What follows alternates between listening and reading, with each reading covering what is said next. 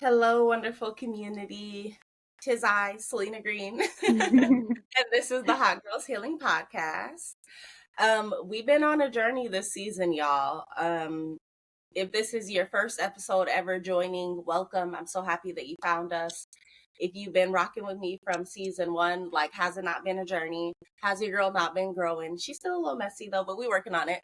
Um, honestly, I probably always will be. It's a little fun. I'm here for it. It keeps me but y'all, today we are talking about a topic that's honestly so near and dear to my heart. Like, I've had my little feelings hurt in the past, y'all, and this is one of the times. And so we're gonna talk about it. And I'm joined with such a wonderful soul. Like, I met this person in just out in the wild, in the community, at a networking event, and instantly her energy was just so fresh.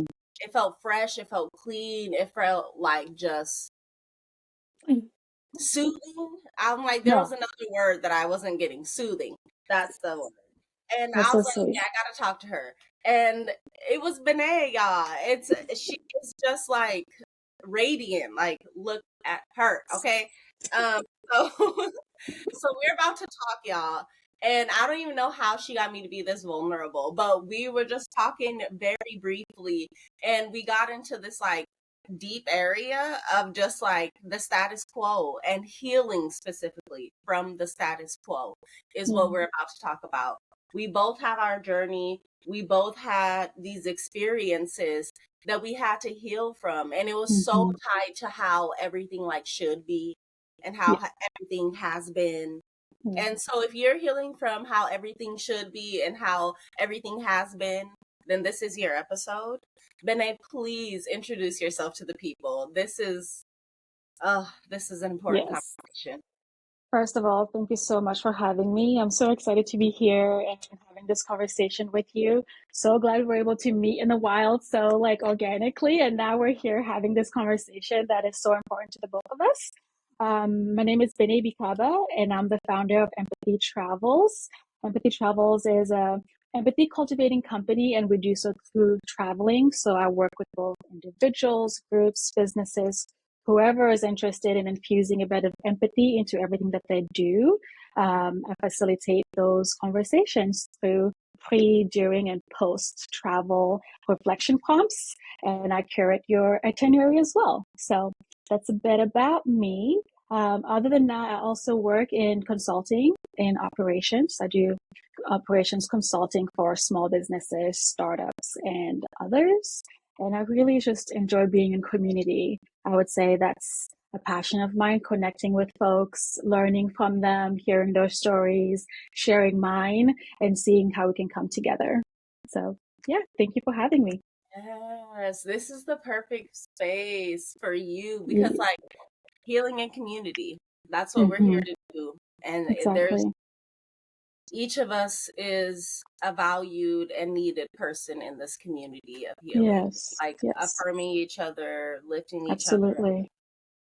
being a safe space for each other. Because boy, are there Absolutely. some unsafe spaces out there. Yeah, absolutely. I totally agree. It feels like more and more folks are looking for these spaces, right? Because we're seeing that like the current ones aren't serving our needs, especially our ever evolving needs for safety and reassurance and recognition. So it's really great to have a podcast like this. So like you can create that community. So thank you really for taking charge on that.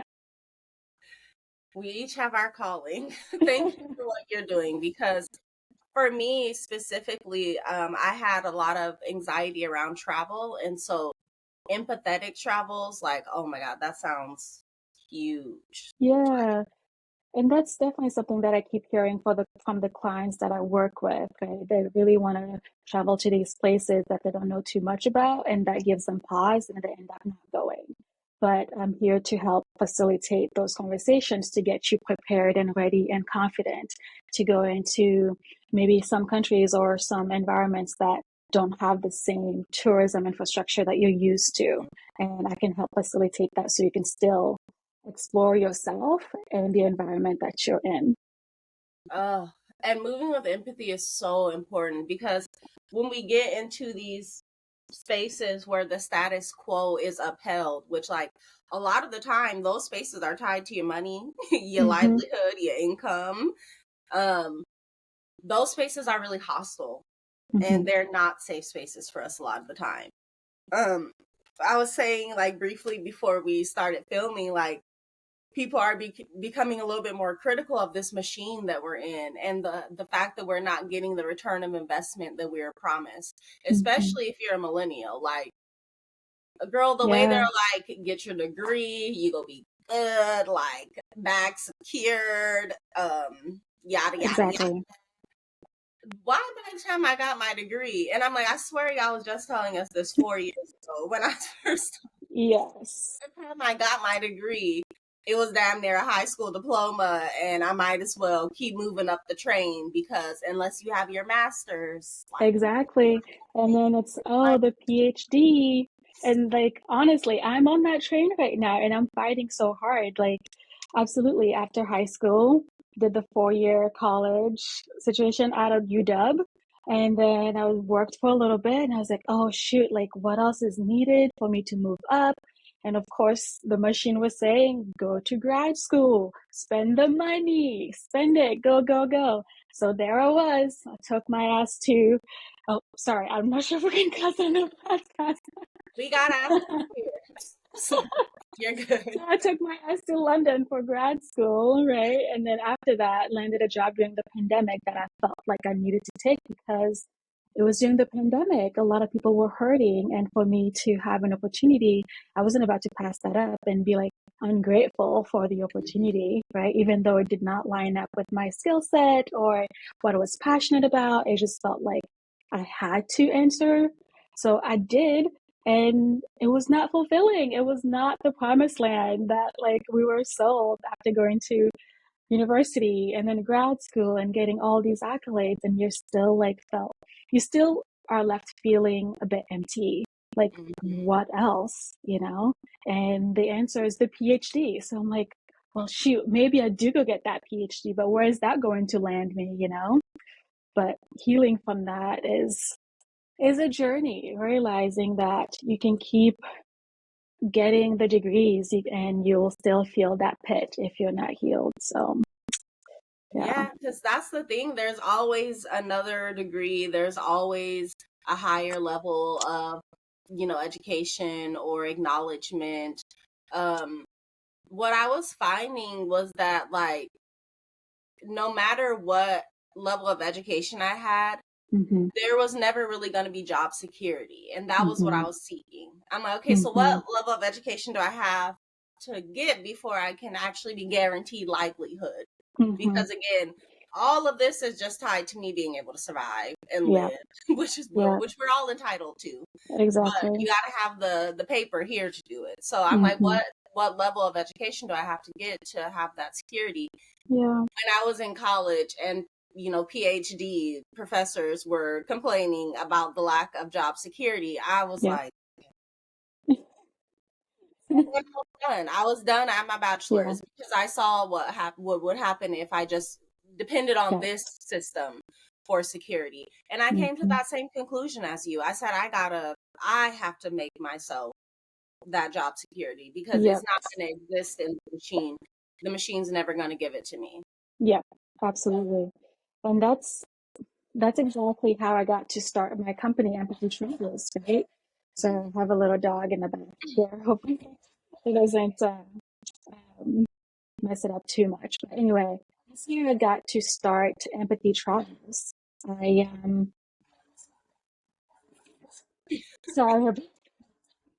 give me 1 second. Yeah, you're good.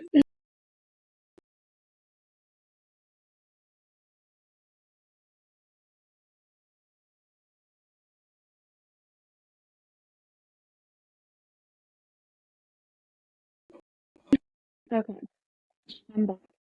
Is this okay? Can you hear the background too much? I did the I can still cancellation. hear it, but I feel like it's not like super disturbed. Oh, I can't hear it anymore. Now it's better. Okay, great. Thank you.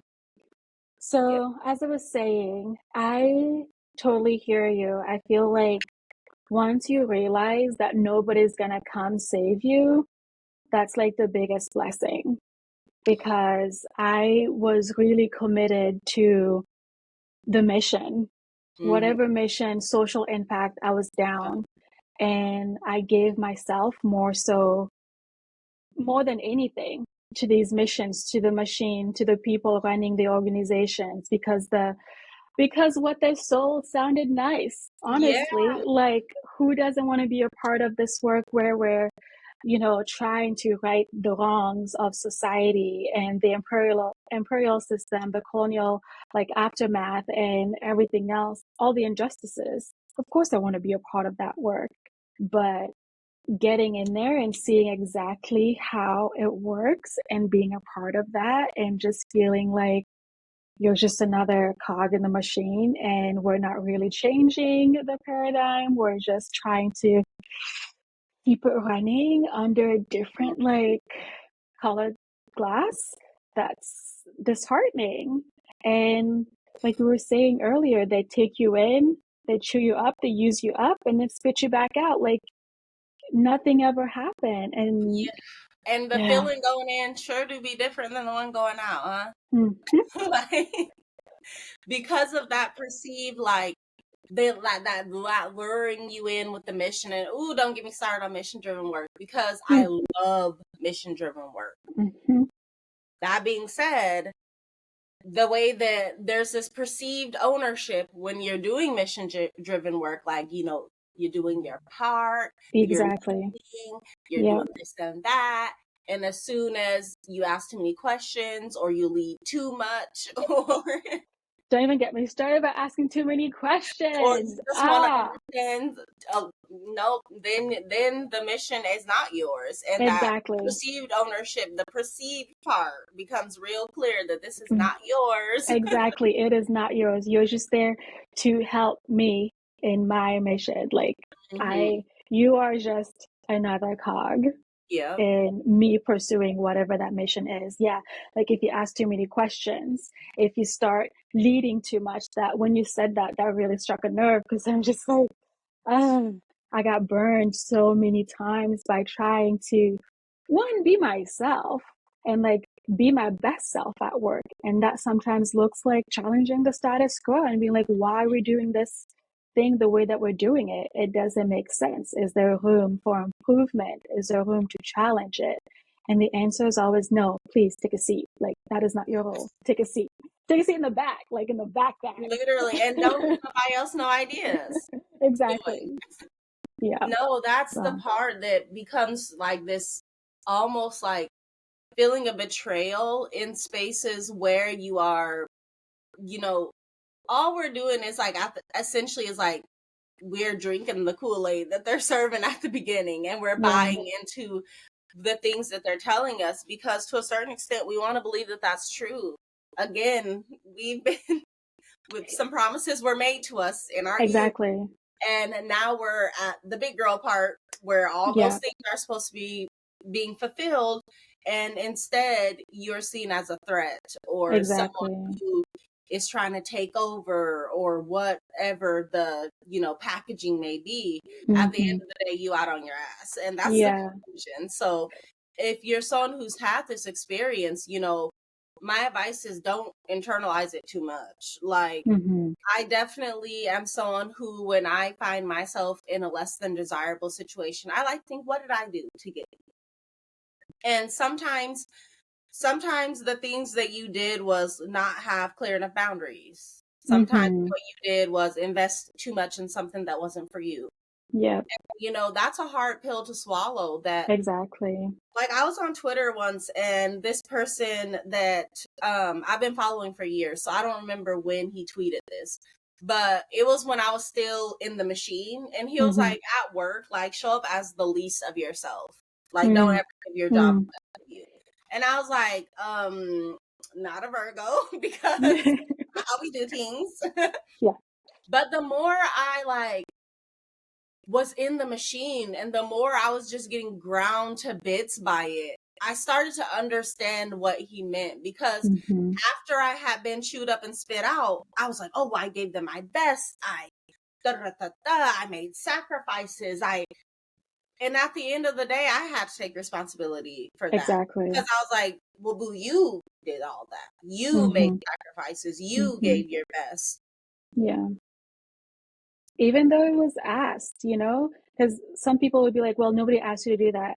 Like, literally, they did, though. It's that or my salary. It's that or like my livelihood, like my livelihood. I mean, and it's just like, I don't, especially as Black women, we don't have the luxury of just being like, oh, well, no, I just won't do that, because there's so much else tied to us being able to answer the machine and give it all, because I feel like if people start sensing that you're not in whatever, how do I say this, like line or standard that they've established for you, then you get in trouble. And you don't even know what that standard is.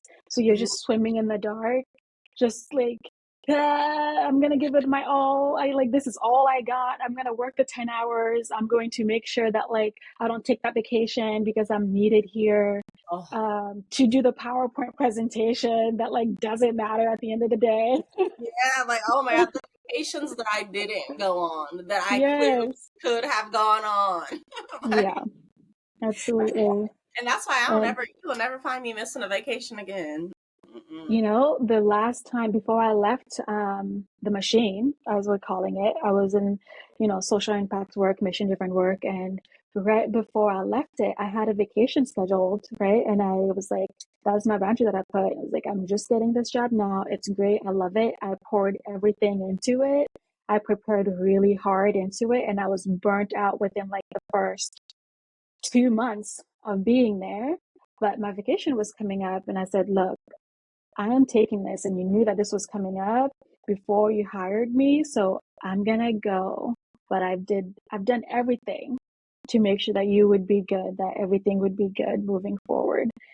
I go on a vacation, have a best time with my girlies, come back. Yeah, right. And during that vacation, I just had this like sinking feeling that the worst was gonna happen. And that is the worst feeling to have on vacation. But I gathered myself and like put that aside and still try to have the best time ever. Come back on Monday, first thing in the morning, I get laid off. They're just like, yo, yeah, we were structured. So like, da da da da da. And I was just sat there like, you were structured during my 2 week vacation. Right. Yeah. Cool. Whew. That was a massive gut check. And like you were saying earlier, nobody, like I did that. I poured myself into that work. I worked those long hours to make sure that I was ready. I made the mistakes and I made the work. I did that.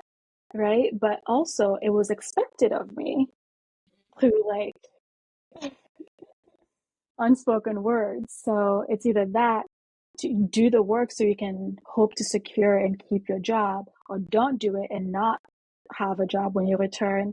And in my case, you still did it and still got laid off. So it's just like, you gotta be, it's just a crapshoot, you know? But anyway. And these experiences be just seeped in imperialism. Steeped. Like, you pick the experience up, imperialism just dropped in front. Like, Yeah. what do you mean I can't take a break without Exactly. losing a job? And where does that attitude come from? I wonder. Like, Yeah. are you kidding me? Yeah. But the amount of times where me taking a vacation has been up for discussion, whether it's the vacation I didn't take or just me wanting to take a vacation, and this is job after job after job. Like, when Black people seek rest, It becomes an issue all of a sudden. It's like, you're not producing anymore. Why? Nope, I need another person in here. Like, why is that so threatening?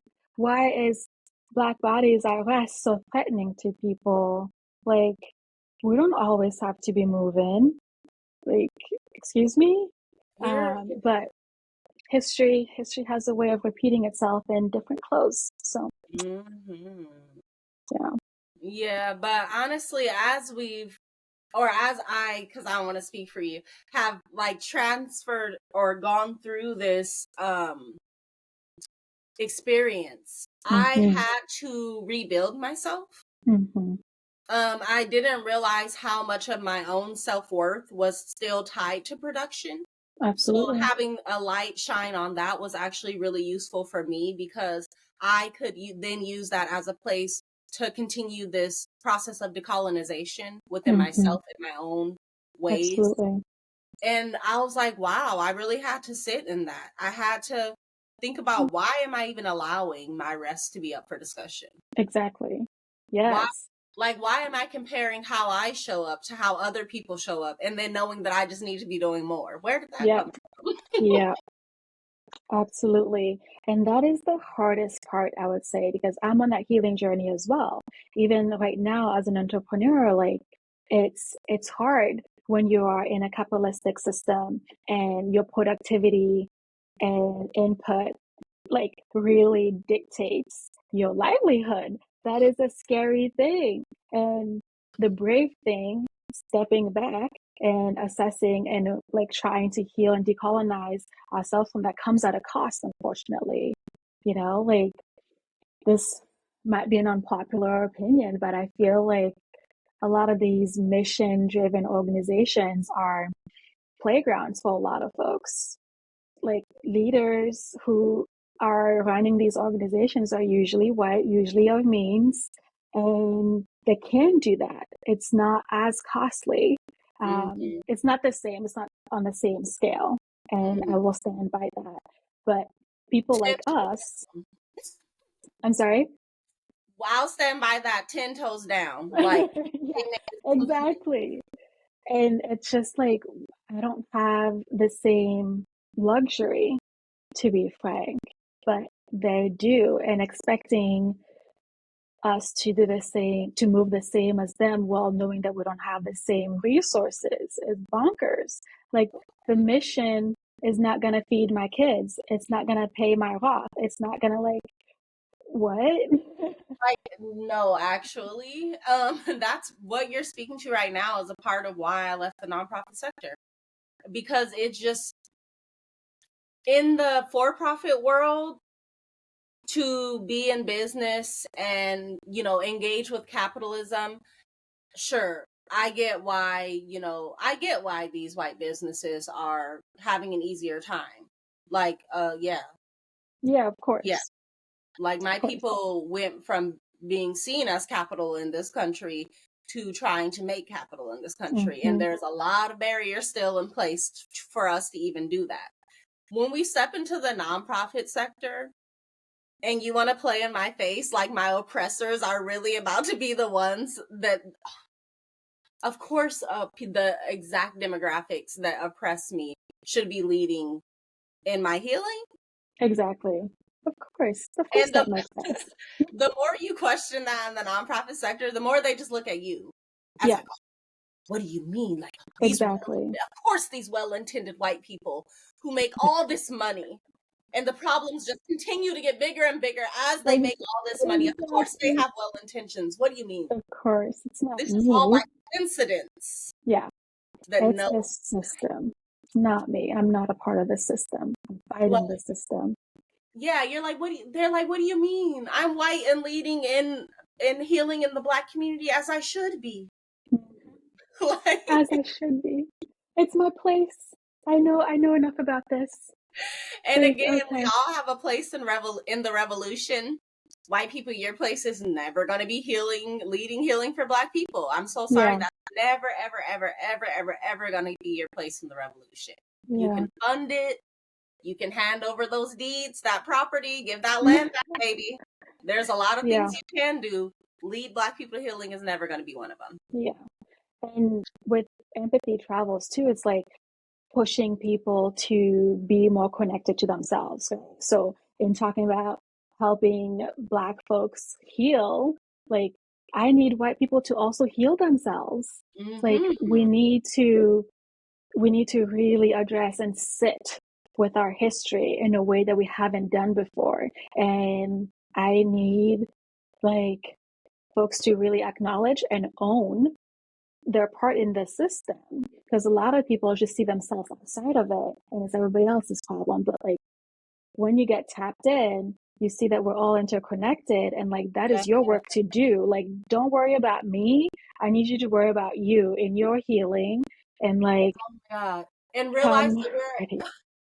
sorry, finish what you're saying. No, and just like come to me when you're ready to like really do that self healing as well, because that's the work that we're doing. I can't be doing that healing for me and you. Like, I need you to step up. Yes. And Yeah, that's the other part. Like, realize not only that you have to do your own healing, white people, but realize that everybody else in the world is affected by your lack of healing.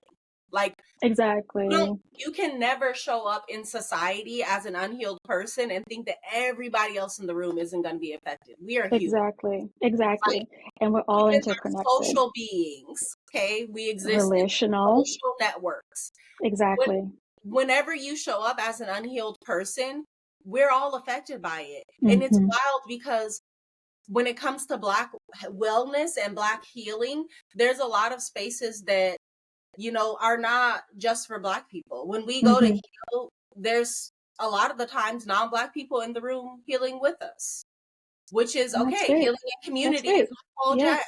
We Yep. heal better, deeper, and more thoroughly when we are together. But Mm-hmm. that only happens if we're also doing our own individual healing. Exactly. Absolutely. Absolutely.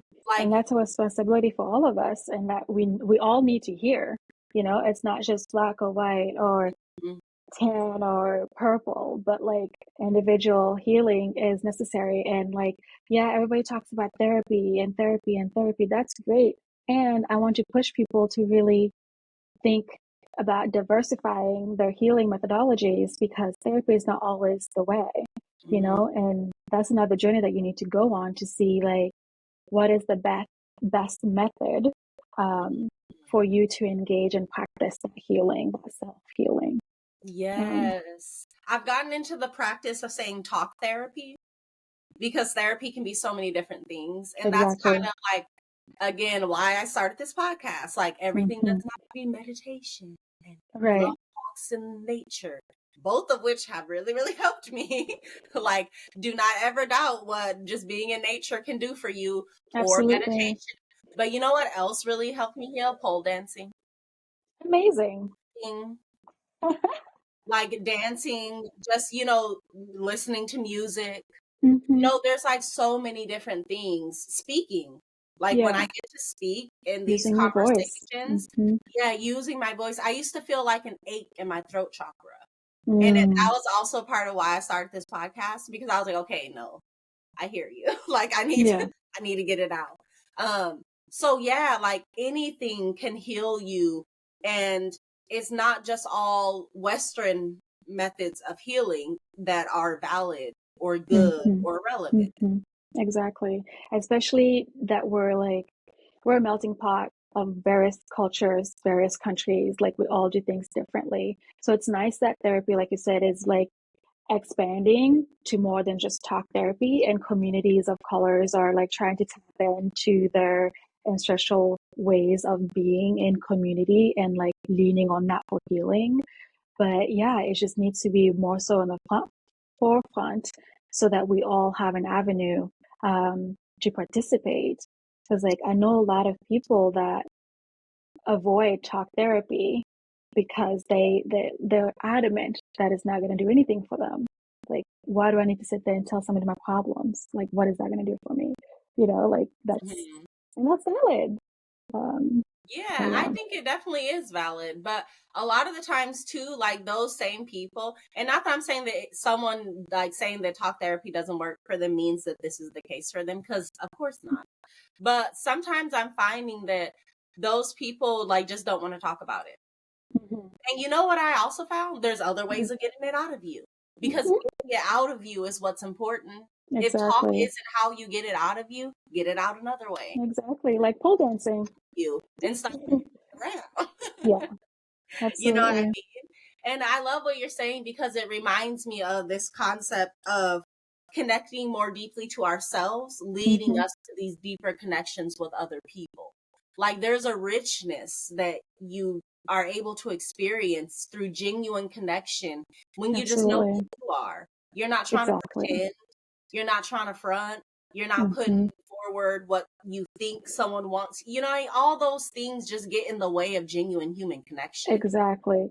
Exactly. And I feel like the thing, at least speaking for myself, something that like I carry that prevented me from those genuine connections is like the guilt and shame for my being, really. And having to heal from that has really enabled me to lay those aside, lay the shame aside for like who I am, how I show up in this world, the resources that I have, and the guilt that like is attached with that. And being able to tap in and let go of that has allowed me to like have these genuine connections, like you're saying. Like I don't think that a handful of years ago I would have been able to meet you in the wild and have this connection that has blossomed into Mm-hmm. us having this chat today, right? Because I've just been so request. Mm-hmm. So being able to first acknowledge what you're holding on to is huge, and then being brave enough to like confront it and try and like disassociate from it and be like, okay, this is a thing that I need to heal from. It is not who I am. It's just a part of my existence right now that Yeah. needs addressing. Yes. Yes. Yes. Yes. And as you draw that connection and strengthen that connection with yourself and others, it makes it so easy to know what you should be distancing yourself from, where Mhm, that healthy mhm. distance comes in from other things that aren't serving you, that don't make you feel Exactly. good, that take away from your safety, whether physically, emotionally, psychologically. It becomes so easy to see what's not Hmm. you. Exactly. Exactly. You just have to be open to seeing it, because again, in the system that we're in, they don't want you to see that because that doesn't serve the machine. You know, being awake and doing your own thing and trying to heal from what is not serving you but serves the machine is a disservice to it. So yeah, Yeah. it is hard. And I don't know, I just hope that a lot of us, a lot more of us, come to questioning it so that we can rise up together. And I think this And is, take back power. yes, take back our rest. Like, I just want Hmm. to rest. Oh my gosh, girl. The way that like, not all I manifest, but for me, when I'm being really specific about what I want, because a lot of the times I would be like, when I was newer to affirmations, I Hmm. would be like, oh, like I want abundance in my life, and I just want like freedom. All the shiny things. Yeah, and the universe was like, okay, cute. Can you be a little bit more specific with me? Abundance is real vague. Like, and yeah, I was like, no, yeah, you're right. Because I really want like financial security and like the Hmm. ability to rest and like make my own schedule. And those are a lot Hmm. more specific than abundance. Exactly. Exactly. And you get to even go deeper in that and set what financial security looks like. It doesn't look like having a billions of dollars, but like what is within, what can allow you to live comfortably in Yeah. whatever that looks like, and not constantly checking behind you and being like, oh, maybe I should be climbing so I can get a little higher up. But what is just good, just In the days good of for you. billionaires, we got to think about that. Exactly what you're saying. What is enough? Because It, we really don't need anyone to be a billionaire. Like yeah, we don't need much. we don't. Whatever, yeah, we really don't. We need each other. We need each other healthy. We we need each other more than anything else in this world. And unfortunately, there's so much hurt and disconnect right now. Like, look at all the different wars. Look at all the different wars that are like spotting across the world. You know, we're so disconnected from our fellow humans that like that's why we're able to allow these sort of atrocities to happen. And I can't even. And in this Like, country, you have more smoke for the protesters than the people dropping bombs. So yeah, oh yeah, there's a lot of disconnect. But there's I a think lot of disconnect. as we learn to kind of channel our energy into ourselves and into our communities where it needs to be, then we no longer have energy to give to Hmm. things that don't serve the human experience, that don't serve humanity and our interconnectedness. Because Exactly. all this discord, all this like invaluing of human life is not of us. No. And it doesn't feel like it's of us. It feels so wrong. Like everything in me screams, make this stop. That I Right. can't even imagine being the person actively making these choices. Mm-hmm. Like being like, yes, billions of dollars to this war, billions of dollars to this other war, no money Yeah. for housing, no money for homelessness, no money for our kids, no money for education. Yeah. What? Yeah. It feels like a fever dream. It Yeah. has to be. Because that's the And status quo. Like, do we realize yeah, that that is the status that quo? is the, and yeah. That is a big one to heal from. And it will require, again, I keep saying this, but it will require all of us. Whether if you're listening to this and you're like, oh, this does not apply to me. I want to challenge you and say, but it does. It really does because we're all interconnected. Like the little things that you do, how you move throughout this world, like it does concern you. And we need you to be a part of the conversation and the self-healing. So, yeah. Yes. And that's the thing about it. Like, it can feel like everything is really big and there's nothing that you can do about it. But I promise you're a worthy project and you're a part of it. Isn't that amazing? Exactly. Like you Yes. really just invest in working on yourself, healing the parts of you that hurt and that feel broken, Mm-hmm. Mm-hmm. colonizing your mind Mm-hmm. and your practices and your perspective, Mm-hmm. no matter who you are, okay? Because everybody has internalized the messages. Something. Yep. Hmm. Absolutely. Something that I like to do in my healing is just like remind myself of my personal mission. Like I I think of myself as an organization. What is my mission and vision? And lead through that. Like what would it look like for everybody to have their own personal mission and pour as much as they're pouring into somebody else's mission and vision into themselves, Yes. bringing it back. Yes. And we're not saying go, start your LLC. We're saying No, no, no, no. you are the Not, product. yeah, not the Bènè LLC. Like, no, no, no. No, no, no, no. Just do Yeah. that at home. Yeah. Yeah, because that's the worthy investment. Like what if we moved? What if we said I'm not going to work for that company. I'm going to apply over here because this aligns more with my personal mission. And Mm-hmm. then what if you showed up every day and gave 100% to yourself within your mission? Like Mm-hmm. how would you subtly shift where your energy is flowing so that it's not Exactly. just flowing into this job, Yeah. it's flowing into you and into what you find important and into Exactly. what where your path is leading. Mm-hmm. And how will that affect the rest of us? You know, like, because again, we're all interconnected. Once you start doing that work, it's going to have ripple effects in a ways that you may not even feel or see right away. So, and that's a beautiful part, just knowing that it's going to have a ripple effect, a positive ripple effect. Yes, Yeah. yes. And then the status quo will change to Yeah, one that we don't have to slowly. heal. Exactly. Because it's healthy for all of us. And that's the goal, right? A Yeah, status quo that is healthy for all of us to be able to thrive, and that's at least my vision for the yeah. world. Oh Yeah. yeah. And that's like someone with a background in nonprofit, like the status quo is harming us right now. Mm-hmm. The status quo has people homeless in astronomical numbers. The status quo has people unemployed. The status quo has people going hungry. The status quo Yeah. got people not knowing where they're going to sleep tonight. Right. Who does that benefit? Yeah, the Right. status quo got us suffering. Our mental health is bad. What would the Yeah. society look like if our status quo was feeding into our Exactly. spirits? Exactly. Really nurturing our experience, caring for it in a Yeah. way, caring for it gently, you know?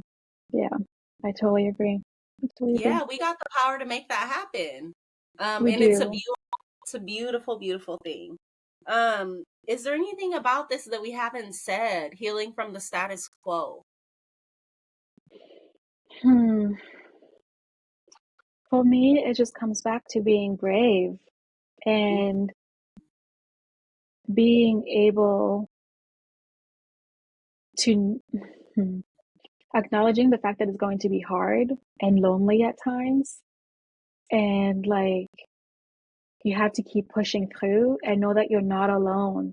There's people in every corner of the world experiencing this and wanting the system to be better and care for them in a different way. So in that regard, you're not alone. And it's just like healing from the status quo will require courage.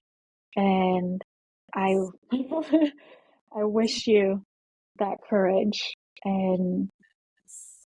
yeah, I think just words of encouragement that like this is for everybody, and hope that we can, comment you, um, relever le défi is what is coming to me in French right now. I can't find the words in English, but it's like, oh, take on the challenge. Ah, um, but yeah. yeah, that's huge. And I want to add, like, we can do this. Like, we really can build a society that works for us. Each of us can play a role in that. You have value, I think, is another thing that I want to say. You have value outside of the status quo. Even if the grid fell tomorrow, each person is still valuable. You still have things to offer. We could live in a completely different society and all thrive. It is possible.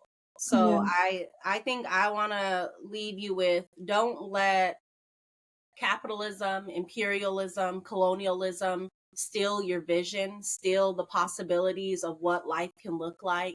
You know, I often think about, like, what would a barter system in today's society look like? Mhm. Things Yeah. like that. Like, just let your mind go. Let yourself think about the possibilities of what life Dream. could be. Yes. Yeah. Dream big. Don't dream within this current box that we have.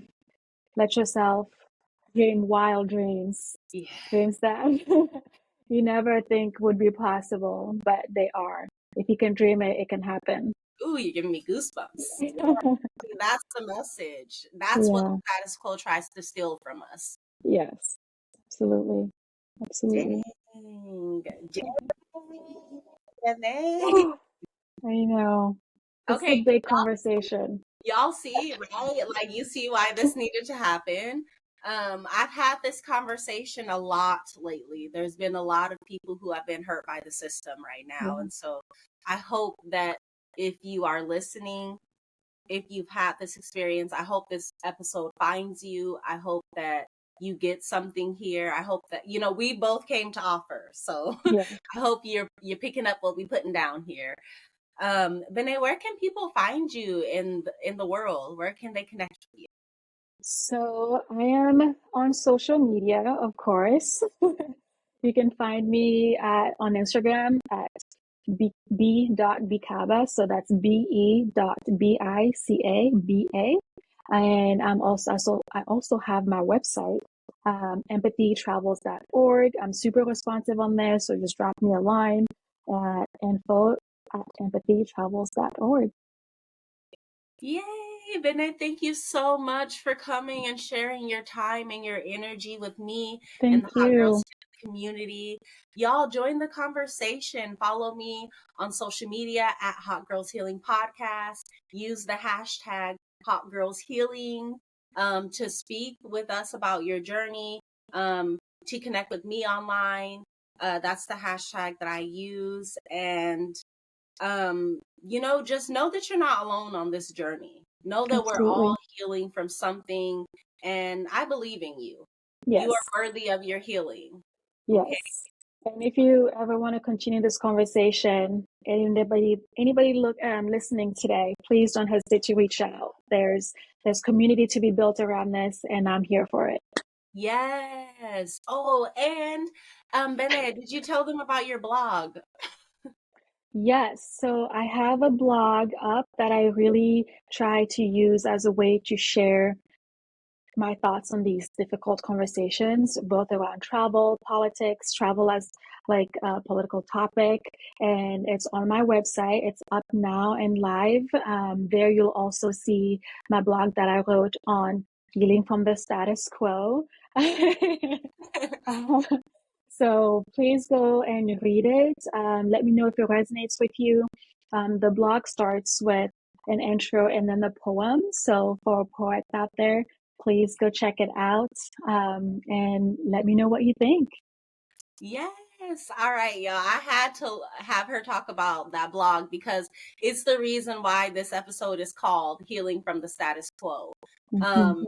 It's so huge and it's something that we are all doing. So I'm gonna stop yapping at you on this episode. I'm Salenna Green. This is the Hot Girls Healing Podcast. Thank you so much for joining me this time. And I'll see y'all later. Thank you so much.